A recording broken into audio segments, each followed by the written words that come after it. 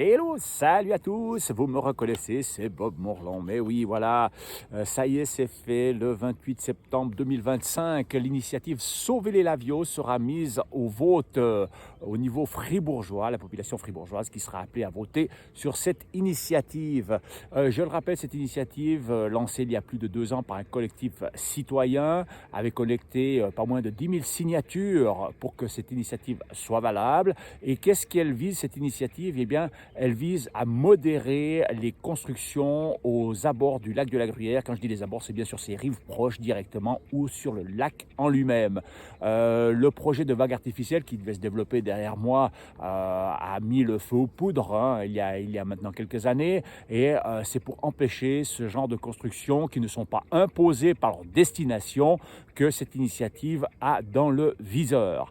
Alors certes, au niveau du Conseil d'État, on n'a pas souhaité soutenir l'initiative, on n'a pas souhaité proposer un contre-projet à cette initiative, donc ce sera mis en vote et que l'État nous dit que notre initiative est dangereuse, elle vise à mettre le lac de la Gruyère sous cloche, ce qui est absolument faux. On veut simplement attirer l'attention que ce lac de la Gruyère a besoin d'un développement doux, à l'image de certaines communes comme Pont-en-Nogo qui vient de présenter un projet de développement de ses rives qui est absolument dans la ligne de ce qu'on a besoin autour de ce lac. Un lac qui, je le rappelle, est artificiel, on est d'accord, la production d'électricité ne va absolument pas changer. Et puis ce lac, qui a maintenant 3 générations, a fait sa place dans le paysage fribourgeois. C'est devenu un atout touristique indéniable. Un magnifique sentier en fait le tour. Nous avons besoin de certaines infrastructures pour accueillir les gens qui y viennent. Parking, WC, buvette, ça, il n'y a pas de problème. Mais on n'a pas besoin d'avoir des constructions qui ne sont pas, je le rappelle, imposées par destination, des grands hôtels, des centres comme ce bassin de surf qui devait être développé là.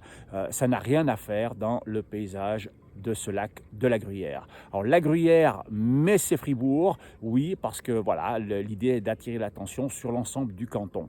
L'État, je le rappelle, ne soutient pas l'initiative. On nous répond également qu'il y a déjà assez d'outils pour empêcher ce genre de développement. C'est pas très sûr parce que je le rappelle quand même que sans l'intervention d'une association villageoise ainsi que des initiants de Sauver les Laviaux auprès de la Confédération, eh bien l'Office fédéral du développement territorial n'aurait pas demandé des comptes au niveau de l'État, ce qui a conduit l'État de Fribourg à retirer la fiche du projet de vague artificielle du plan directeur cantonal. Voilà, c'est bien pour ça qu'on veut que ce lac de la Gruyère et ses abords restent tel qu'il est, avec un développement accompagné, qu'on puisse toujours s'y promener, être accueilli vraiment avec toutes les infrastructures nécessaires, mais du moment qu'elles soient modérées.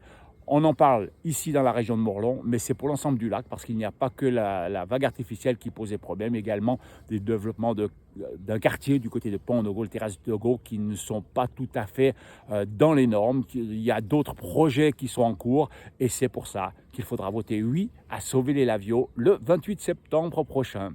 Ok? Allez, salut et à bientôt!